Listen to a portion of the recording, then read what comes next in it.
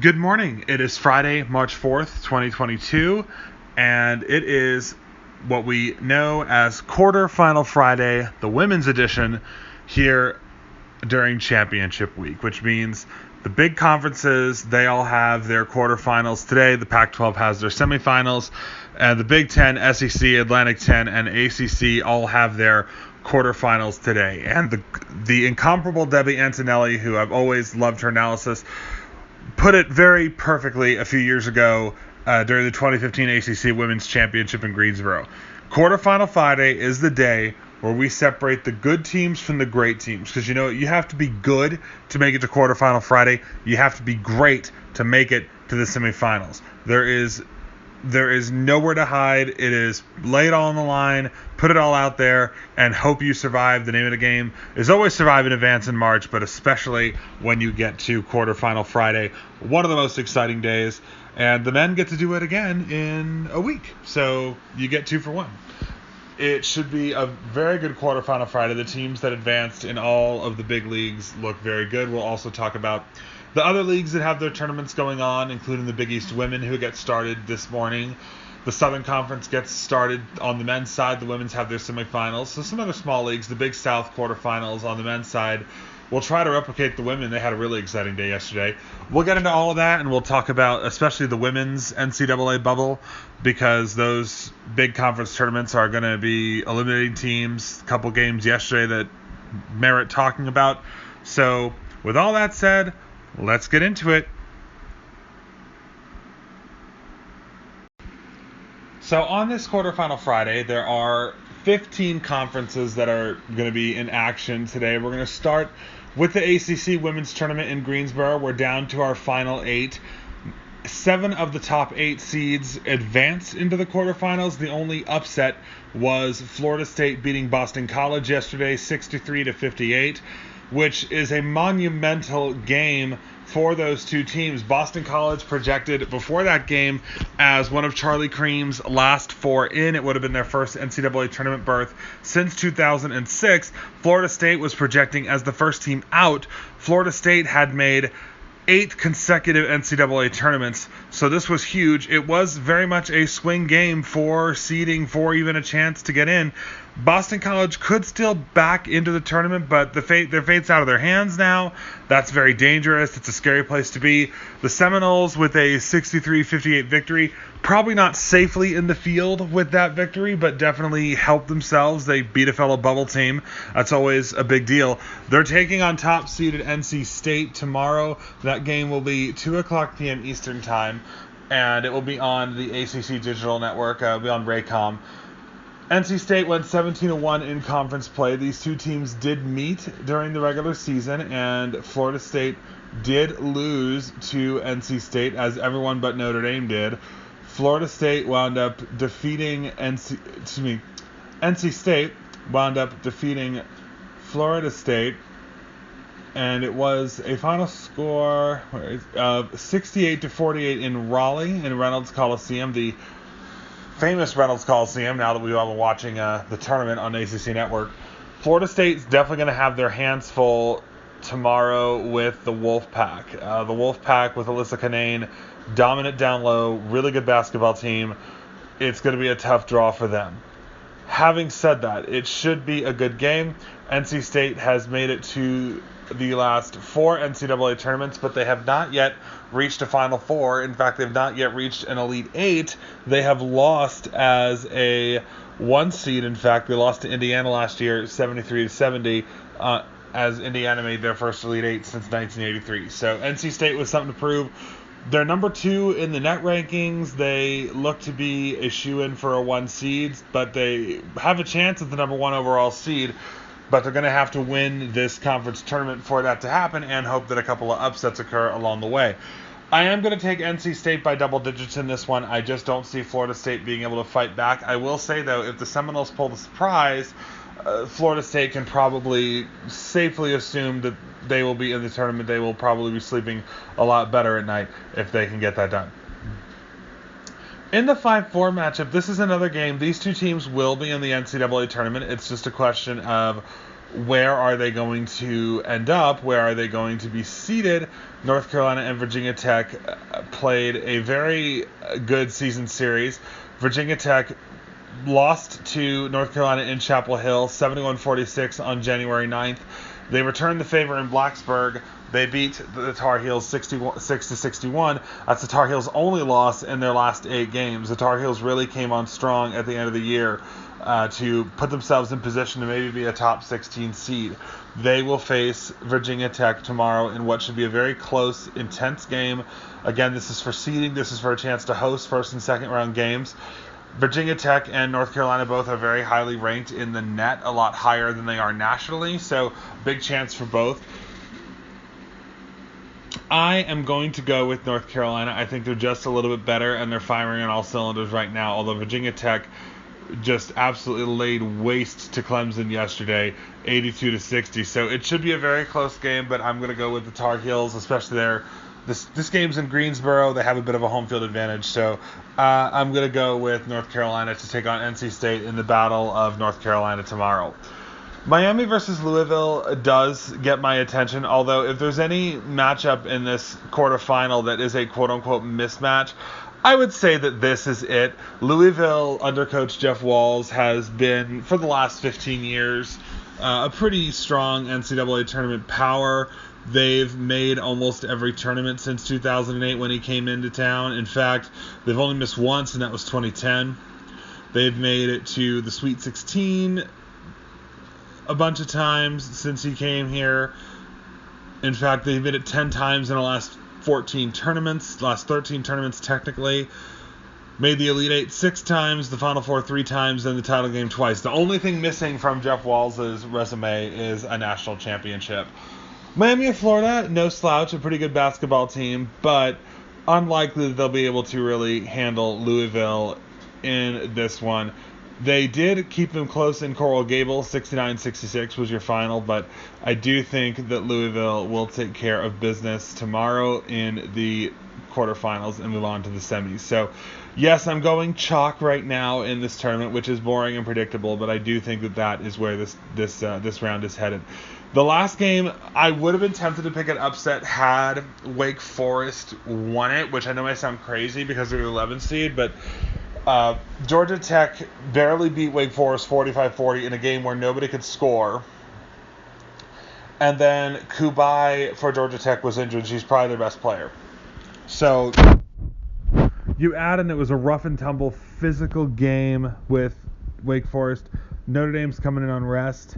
I'm going to take the Irish. So it's going to be a sweep into the semifinals for the top 4 seeds, although these teams cannot be taken lightly, quite frankly. All of them very, very good, including Georgia Tech. I mean, Georgia Tech beat UConn this year. Notre Dame gave UConn a run for its money. I mean, these are some very, very good teams that we're talking about here. So it should be very good basketball all around. But I am going to take Notre Dame. Georgia Tech recently lost to Notre Dame 72-66 in Atlanta. So there is precedent for that. I'm going to take the Fighting Irish to get the victory. So that moves us on to the Atlantic 10 quarterfinals. We've had an interesting tournament on this side of things. The Atlantic 10's tournament is in Wilmington, Delaware. We had 2 upsets in the early session yesterday. Dayton upset Richmond 66-62 in a very close battle back and forth. And 12 seed George Washington, the Colonials trying to make a run to the NCAA tournament. They beat St. Bonaventure on Wednesday 54-49 and beat LaSalle 64-54. The formula for George Washington is very, very simple. Keep the other team from scoring, because George Washington is a horrible team from the free throw line. They're 347th in the country, and they don't score a lot of points.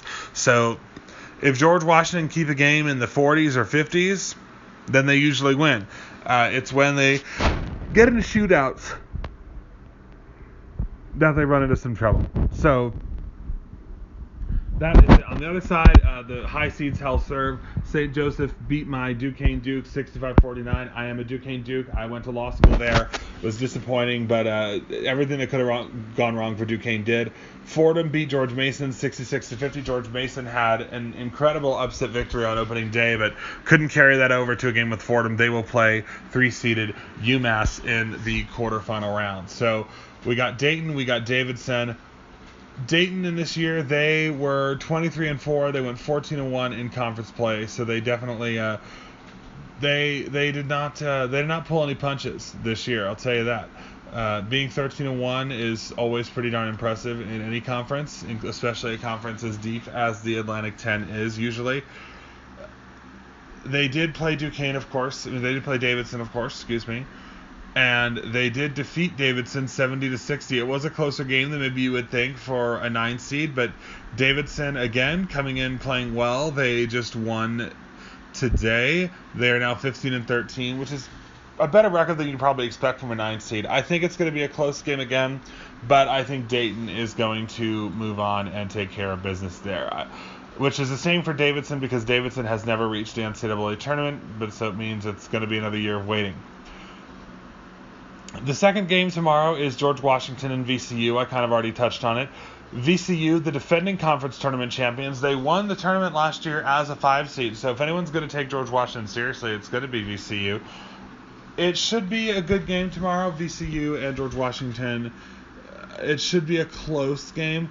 VCU, again, made the tournament last year and struggled mightily against Indiana. 62-32 is your final there. George Washington last made the NCAA tournament in 2018, lost 87-45 to Ohio State. So that is what we're looking at tomorrow for George Washington and VCU. They did, of course, meet during the season.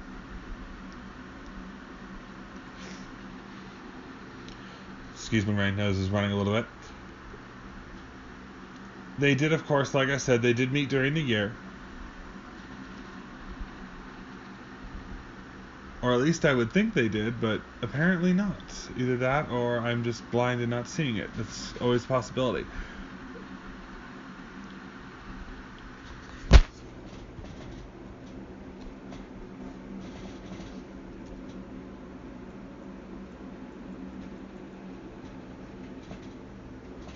No, shockingly, they did not play VCU, so this is a clean slate for both. I guess maybe a COVID cancellation or something along those lines happened. I doubt that the conference would have not scheduled them to play once, but with all that said, I'm going to be bold. You had to pick some upsets somewhere. I'm going to take George Washington. They have really impressed me in this run in the tournament.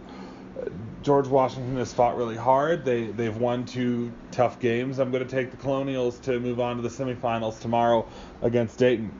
In quarterfinal number 3, we have Rhode Island versus St. Joseph's. This is an interesting one because you got Rhode Island, who's only made 1 NCAA tournament appearance ever, and that was all the way back in 1996. Now, when I was in law school at Duquesne, Rhode Island was the punching bag of the Atlantic 10. I'm not even talking about just in the league. They were a punching bag nationally. They would win 3 games, 4 games. They were bad. There's no way around that. To see them number 2 seed, they're 22-5 on the year, but they do have 2 losses in their last 4 to Dayton. So right now, Charlie Cream projects them as the next 4 out. But, you never know. With the losses today by Missouri in the SEC, by Boston College in the ACC, and Washington State getting mollywalloped by Utah, which we'll talk about when we get to the Pac-12, Rhode Island may just need to take care of business and get to the championship game and find themselves in the dance for the first time in over a quarter century. I could definitely see that happening. They did beat St. Joseph's as both of Rhode Island's losses came to Dayton. St. Joseph's at last made the tournament in 2014 as a 9 seed. They beat Georgia before losing to UConn 91-52 in the second round. St. Joseph's will have to win the tournament to make it to any kind of postseason, not just the NCAAs, but any of their 11 and 16 overall. So we'll see on that hunt. I'm going to take Rhode Island, though, to get the job done in that one. And the last quarterfinal, we got Fordham taking on... We have Fordham taking on... excuse me. We have Fordham, and they are taking on 3-seed UMass. This is an interesting one because UMass, they have not made the tournament since 1998, and Fordham recently made it in 2017, I believe. Let me double check that. Fordham is 0-3 all time, and wow, I'm like losing my train of thought as I'm talking. Fordham is 0-3 all time. They last made it in 2019, lost to 3-seed Syracuse 70-49. UMass last made it in 98. Neither one has ever won an NCAA tournament game. UMass is 0-2. So it's been a long time coming for both of these teams. It's going to be interesting to see what happens between these two. It is a big game, obviously. Neither one is going to be able to qualify for the postseason without winning the conference tournament. It's just how it is. They would probably get a WNIT spot, but it's not going to be enough to contend for an at-large bid. Their only way into the tournament is to win it. I'm going to take Fordham in a little bit of an upset here. I like Fordham. I like what I saw from Fordham today against George Mason. And on top of that, these two teams did take each other on, I believe. Yes, it looks like they did. Unlike the last matchup where I was awkwardly sitting there going, did they play? They did lose to UMass 60-57. So it was a very close game. I think this time, Fordham gets it done. Fordham looks like they're playing good basketball right now. I'm going to take the Rams. So my picks are Dayton, George Washington, Rhode Island, and Fordham for the Atlantic 10. Going on to the Big East. This is what a lot of people colloquially call the UConn Invitational, which I think is fair. UConn has won 8 straight conference tournaments. The last time they lost a conference tournament game was 2013 to Notre Dame, who's no longer in the league. So it is definitely, all the odds point to UConn. They did, however, and this is important to note, they did lose a conference game this year at home to Villanova. So they have cracks in their armor more so than usual. But regardless of that, I still think that UConn is obviously a heavy favorite to run through this conference and win it pretty easily. I think everyone expects that. I know I do. However, we are still going to talk about the games in the first round. So the opening round games are, we got Providence taking on Georgetown in the 8-9 game. Georgetown is 9-18 and 4-15 in conference. Providence 11-18, 6-14 in conference. They get the privilege, if you can call it that, of getting most likely mollywopped by UConn tomorrow, but again, that's why they play the games. Georgetown had a run about a decade ago where they were making NCAA tournaments. They made 3 straight from 2010 to 2012. It's been a pretty steady decline since then. Providence, on the other hand, it's been a long time for them. They have not made the NCAA tournament since 1992 when they lost to Toledo as a 7th seed. So it has been a minute for both these teams. I am going to say though, I am going to go with Georgetown, a little bit of an upset. I'm just feeling Georgetown. I think they'll get it. Excuse me. In the 7-10 matchup, we have Xavier versus St. John's, and this one actually is pretty interesting to me because it's a curious one because both these teams, I remember them being much better than they are now. I remember Xavier made a couple of runs last decade to the Women's Elite 8 when they were back in the Atlantic 10 Conference. In fact, I think the thing I remember most from Xavier is back in 2010, they were in the Elite 8 against Stanford.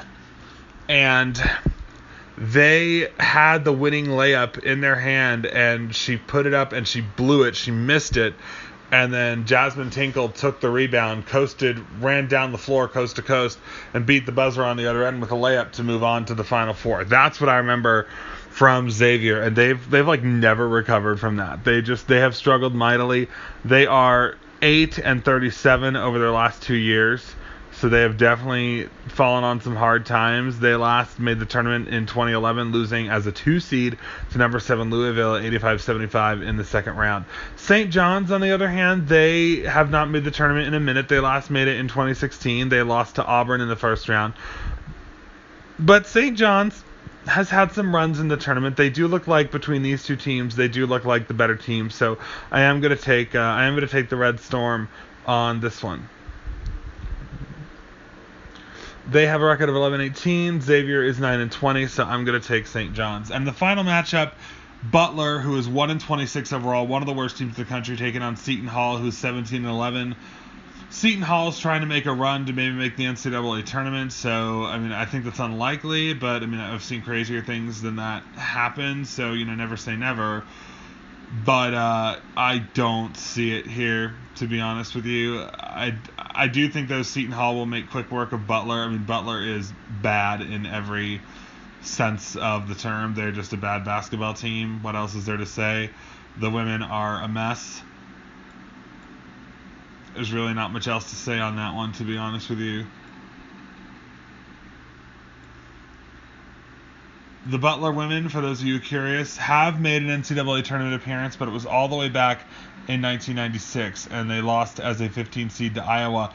But they were one of the closest ones to ever make it. No 15 seed has beaten the 2 on the women's side, but Butler made it 72-67.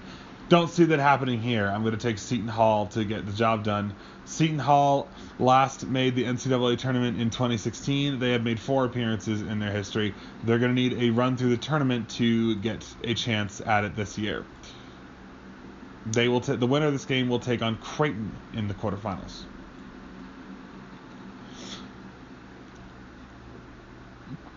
Excuse me, they will take on Villanova. I actually put in the wrong the team. I've been one of the other reasons I didn't put a video up the other 2 days is because I have been updating the women's tournaments on Wikipedia. I've been kind of the person doing that, making sure that they get updated, because it's always a very hit or miss if they get posted or not. And I feel like it's an important thing for equity, especially. We're trying, with the women's game trying to be growing. The women's game is great. It's always been great. I've loved it since I got into the sport. Making sure that their conference tournaments are logged and posted on media sites like Wikipedia or information sites, I think is an important step to make sure that we don't lose that history. So that is why I got preoccupied with that the last couple of days. Anyhow, moving on. Of course, UConn is the class of this league. I would be surprised if somebody else took the crown, but again, that is why you play the games. Although all these teams know if anyone's going to do it, it might be Villanova. I mean, Villanova did beat UConn this year on UConn's floor, which I mean, again, props to them. I don't think anyone saw that coming. So going forward now to our next tournament, we will talk about the Big South men, which had a very topsy-turvy opening round. We had 3 overtime results and a buzzer beater on round 1 Wednesday. Just wild stuff. And we had 2 upsets. North Carolina A&T will take on Longwood in the first game of the day tomorrow. A&T defeated 8 seed Radford 78-71 in overtime on Wednesday. These 2 teams did meet. Longwood did lose to North Carolina A&T just recently, back on February the 12th. They split the season series, so this could go either way. I'm going to go with Longwood, though. I don't think A&T is going to be able to pull it out. But, it would definitely be fascinating if they did. And then you got the real one that's getting me. Charleston Southern, 5-24 coming into the tournament. They were trailing by as much as 18 in that opening round. And credit to them, they pulled it out. They won on a buzzer-beating putback. And now they get a date with USC Upstate, who beat them twice, 70-57 and 78-73 in overtime. I don't see lightning striking twice for the Buccaneers. I'm going to take USC Upstate here. I just feel like it's a little too convenient there. I watched that Charleston Southern game. They were down the whole time. They literally won on a buzzer beater. That's why they're still here. It's kind of the thing that dreams are made of. They had their moment, but I think that'll be the end of it. High Point beat Hampton 84-77 in overtime. They will now take on Winthrop in the quarterfinals of the Big South tournament. Winthrop and Hampton did meet this year. They beat Hampton 69-57, did Winthrop, in their only meeting. I'm going to take Winthrop again. I think Winthrop here is a safe bet. And the last one is Gardner-Webb versus Campbell. And this is an interesting one. Campbell made it to the title game a year ago, but failed to secure the conference championship.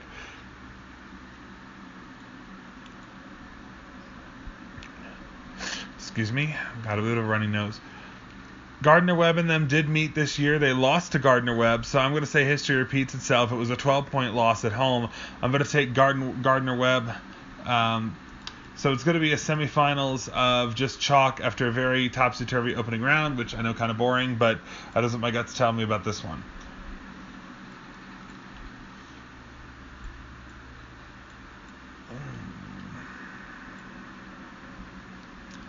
I had it up here and now it's gone. There it is. It was in the wrong spot. So the Big Ten women, like I said, it went to chalk. We got Ohio State, Michigan State in the opening game. Michigan State, they are not in the bubble conversation. They are 15-14 on the year. Iowa State 22-5, 14-4 in conference play. I am going to take Ohio State to beat Michigan State pretty handily. Michigan State barely got past Purdue, 73-69. And on top of that, only a couple of one seeds in the history of this Big Ten tournament have ever lost on the women's side. Last time happened in 2014. Ohio State scored the upset over then number one Penn State. How the mighty have fallen there. The big game tomorrow is at 2:30 Eastern Time. 5-seed Indiana takes on 4-seed my Maryland Terrapins. Yes, I told you in the first video, I have several teams I root for. Maryland is my parents' alma mater, so I've been rooting for Maryland since before I was in college. Maryland's probably like my primary team. Indiana versus Maryland, they split the season series. They both won on each other's home floor. This is a coin flip in every sense of the term. I really don't know what to expect, what we're going to see here from this game. I'm going to be a homer, though. I'm going to take my Terrapins by 3. I think they're just gelling at the right time. They got everyone healthy. Indiana, on the other hand, they've had some issues. The 7-2 matchup, we got Northwestern and Iowa. Sign me up for the Caitlin Clark show. I'm taking Iowa to get this victory here pretty easily. I don't see Northwestern right now as the last team in the field. I think they may have really helped their cause yesterday by beating Minnesota, but I don't think they beat Iowa with Caitlin Clark. 6-3 Nebraska versus Michigan. This is going to be by one upset of the round. I'm going to take the Cornhuskers to beat Naz Hillman and the Michigan Wolverines. The Wolverines were pulverized by Iowa to close out the regular season. I think that Nebraska playing really well right now. They beat Illinois pretty handily yesterday, 92-74. So I'm going to take the Huskers over Michigan here in this round.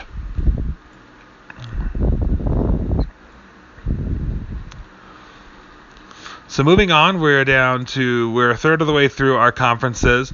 The Missouri Valley got underway tonight. Both high seeds won. Illinois State beat Indiana State 58-53, and Valparaiso, the formerly known as Valparaiso Crusaders, now the Valparaiso Beacons, due to hate groups taking the name Crusaders. I hope that Holy Cross does the same thing at some point. Valparaiso will take on Missouri State. Illinois State takes on Northern Iowa. I don't see a path to victory for either of those two teams, but if I had to pick one, I think Valparaiso has actually, I'm going to say Illinois State has a slightly better chance, and I am going to be bold, and I am going to pick one of them. Northern Iowa barely beat Illinois State 72-70 last time out. It's hard to beat a team 3 times in 1 year. I'm going to take Illinois State. As for the other one, the 5-4 matchup in this one, it will be Loyola Chicago versus Bradley. 2 very, very good teams there. Should be a fun one to watch. Sorry, I was taking a look. So, Loyola Chicago, Drake, and Missouri State all finished 13-5, but Loyola Chicago was 1-3 against those teams, so they dropped to the 4 spot. They will play Bradley. Bradley was 17-13. Loyola Chicago 22-9. We all remember Loyola Chicago from their incredible run to the Final Four in 2018. Missouri State, it's been a minute since they've been in the tournament. Missouri State last appeared in the tournament in 1999. So it has been a minute for Missouri State. For Bradley, it's also been a minute.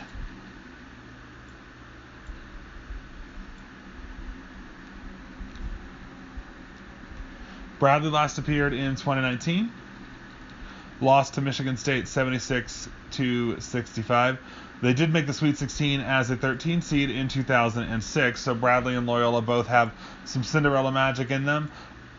In that one, I'm going to take Loyola Chicago, though. What's important is this year, and I think Loyola Chicago is simply a demonstrably better team. Loyola Chicago and them did split the regular season series, but I'm going to take the Ramblers. In the 7 versus 2, like I said, I don't see Valparaiso having much of a chance. I actually think Missouri State might be the best team, them or Drake.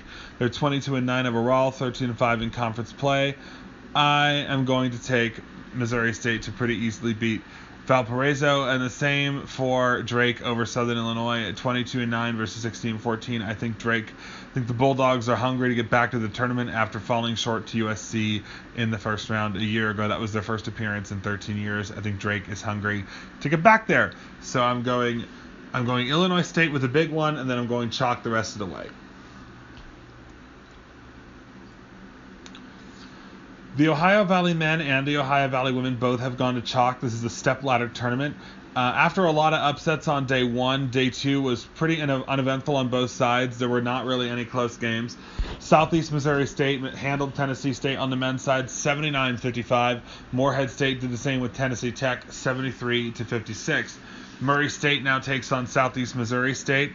I'm going to take Murray State and their 28-2 record to beat 14-17 Southeast Missouri pretty handily. I am going to take Morehead State in a slight upset over Belmont. I think Morehead State looked really, really good today. Although, to be fair, I also thought they looked really, really good.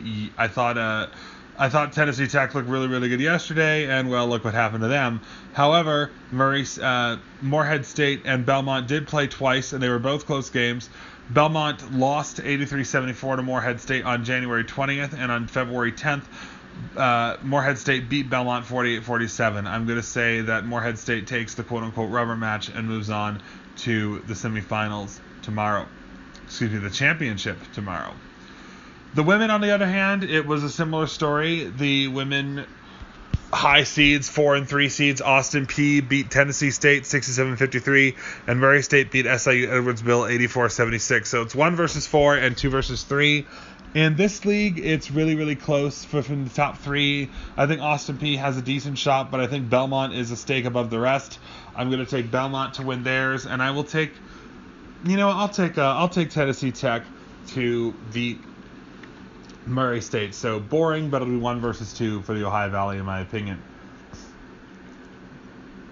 Now going to one of the big hitters of the day, we're going to go to the Pac-12.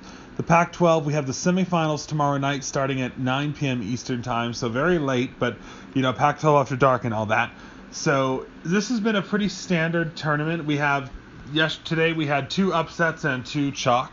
So we have Colorado versus Stanford in the semifinals, which should be a very interesting game. Colorado has barely escaped in their first 2 rounds, while Stanford just decimated Oregon State 57-44, and it was a lot more of a blowout than that. Colorado, though, they've played some tough games. They've played some tight games. Colorado looking to make it back to the NCAA tournament. Colorado also the last team to beat Stanford, I believe, at all, actually, because Stanford won the national championship last year and bullied their way through the Pac-12 conference, and they went undefeated in Pac-12 play this year, which is the 8th time they've done that. But Colorado is the last team to beat Stanford. However, I think Stanford's going to take care of Colorado pretty easily. Colorado had to win today 45-43 over Arizona, so I'm going to take Colorado to lose to Stanford by a pretty handily margin. And then you got Oregon and Utah. This is a really interesting one on the women's side, Oregon and Utah. Utah, first of all, I think by beating Washington State as badly as they did tonight, it was a blowout, 70-59, although it was Washington State closed the game on an 11-0 run, so it was a blowout. I think that secures Washington State's absence from the NCAA tournament. Although they have a high win total of 19, their net is pretty bad, and they just got handled handily by the bubble team in Utah. But I think Utah is really adding to their seeding, and I think that Washington State may have played their way out of the tournament with that loss. Oregon, on the other hand, squeaked by UCLA tonight, 73-70. It was a back-and-forth game, a really fun, scrappy game. A lot of lead changes, a lot of ties, a lot of fun stuff. It was just a really, really good basketball game to watch. These 2 teams did meet in the regular season, and Oregon did beat Utah 70-66 in Eugene, so the Ducks did squeak by them, but that was at home. Utah played really, really, really well tonight, and UCLA gave Oregon a real run for its money. I'm I'm going to go Utah to play Stanford for the championship tomorrow. I'm going with the Utes to get to their first Pac-12 title game. Call me crazy, but I'm doing it.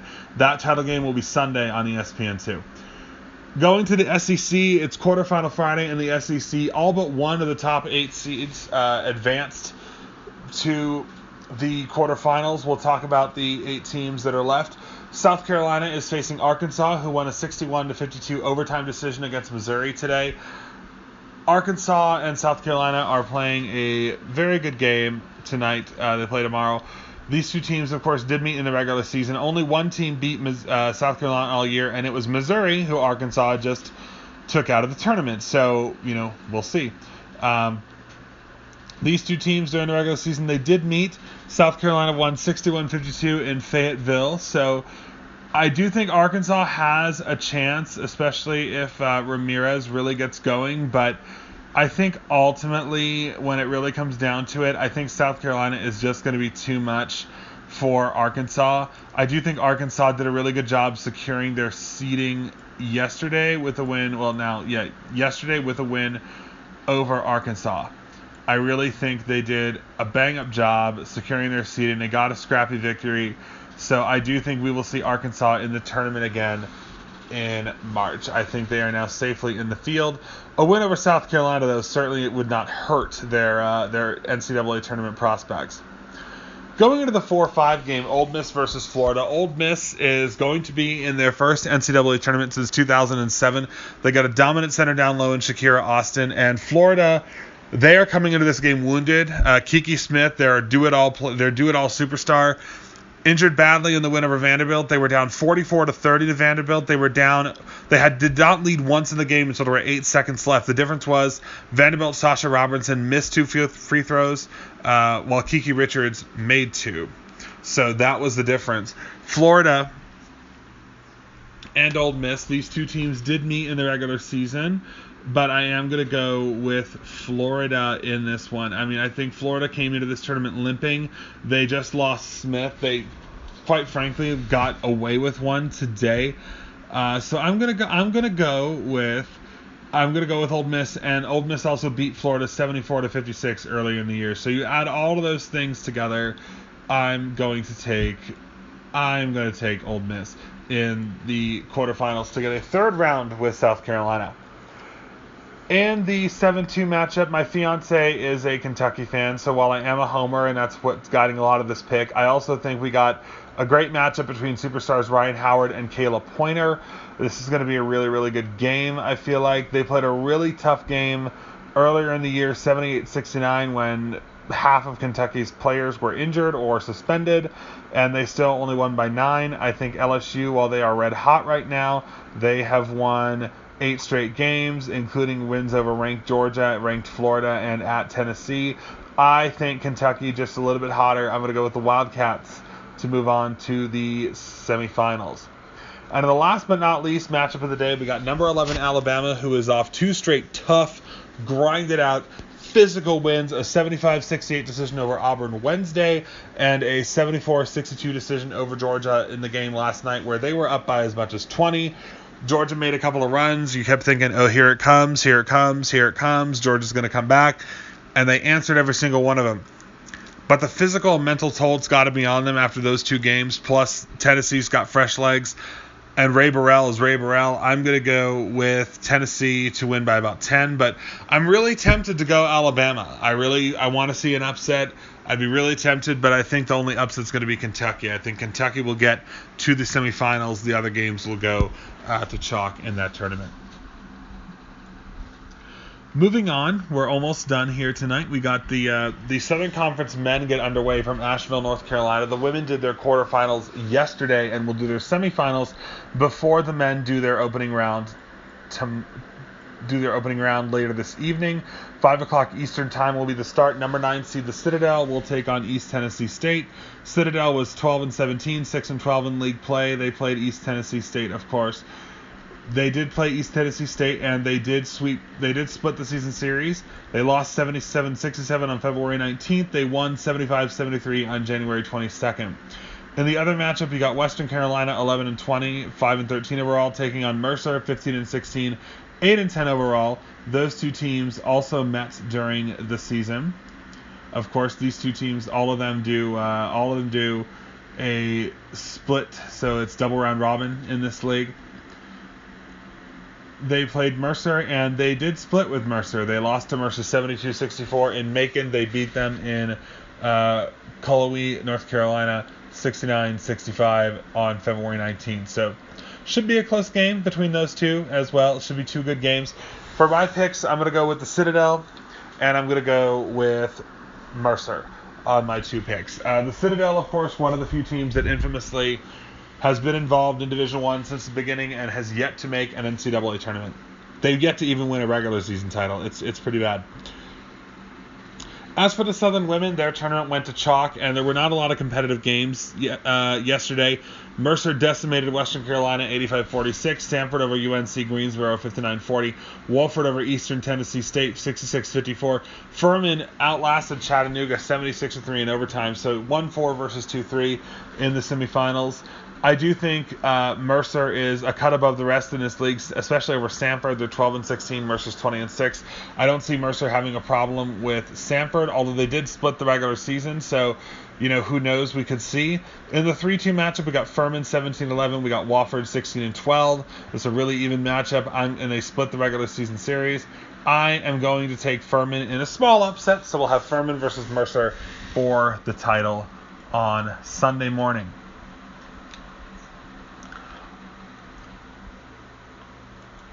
The Sun Belt women also will be getting underway. They'll be doing their quarterfinals tomorrow. Well, today, I should say, this morning. There was only one upset in this one. Coastal Carolina beat Arkansas State 91-76. 5, 6, and 7. Little Rock, Texas State, and Georgia Southern all won pretty handily over their opponents. So we got Troy and Coastal Carolina, Appalachian State and Little Rock, Louisiana and Texas State, and UT Arlington and Georgia Southern. These are all interesting matches, but I'm not going chalk here. I do think Troy will take care of business. Troy, I think, is hungry. They should have won over Texas A&M in the tournament last year, and really bad officiating got in the way there. Georgia Southern, on the other hand, they're the dark horse to me. Georgia Southern was 17-9 in the regular season, 8-6 in the conference. UT Arlington was 17-7. I'm going to take Georgia Southern in the upset there. I think Louisiana will take care of Texas State, and I think that Little Rock will just eke past Appalachian State. They're a little bit better, even though conference-wise they lost to Appalachian State. I'm going to take Little Rock. So it'll be Little Rock versus Troy in the semis, as well as Louisiana versus Georgia Southern in the semifinals on Sunday. The West Coast men and women, of course, have started their step ladder tournament as well. On the men's side, the 8 and the 7 seed both won. Loyola Marymount beat Pacific 86-66. They will play BYU tomorrow. Pepperdine lost to San Diego 74-67. This another double round robin league, although this year they didn't all play their games, COVID protocols, things like that. So BYU and Loyola Marymount and San Diego and 6 seed Portland are playing their opening round games. We could see some at-large teams from this tournament, although these guys won't be among those. BYU as well, I don't think, has enough wins. They do have that win over Gonzaga, which does put them in, in some equations that maybe they otherwise wouldn't be. But actually, they didn't play Gonzaga at all. I was thinking of a different team.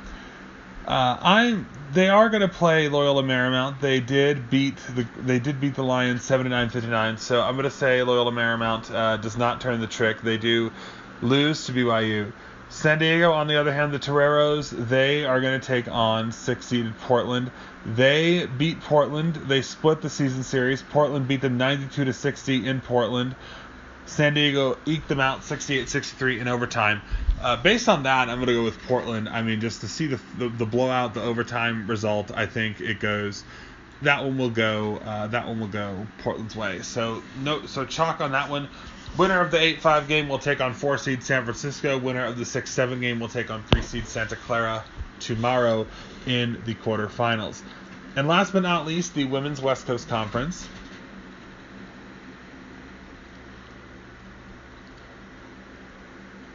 Loyola Marymount beat Pepperdine yesterday, 64-54. They will take on St. Mary's tonight. They will take on St. Mary's this afternoon. Number 7 Santa Clara blasted through Pacific, 93-69. I'm going to take Santa Clara to keep that momentum going, to beat San Diego, to take on 3 seed San Francisco tomorrow. I will take St. Mary's over Loyola Marymount. Excuse me. St. Mary's is a lot better than Loyola Marymount. They're 15-14. Loyola Marymount's 9-18. Whereas I think Santa Clara being 14-14, San Diego 16-13, it's a lot more even. So I'm gonna take Santa Clara. They should have some momentum from their blowout win yesterday. So that is it for my quarterfinal final preview. I hope you enjoy the games, and if you enjoy this, please feel free to like, subscribe. If you're browsing through, please like, subscribe, leave a comment, all that stuff. I do have a green screen, by the way, and in the next coming days, I should get it up and start actually talking to you through that instead of slideshows and pictures. Hope you enjoyed. Have a good day. Enjoy the action.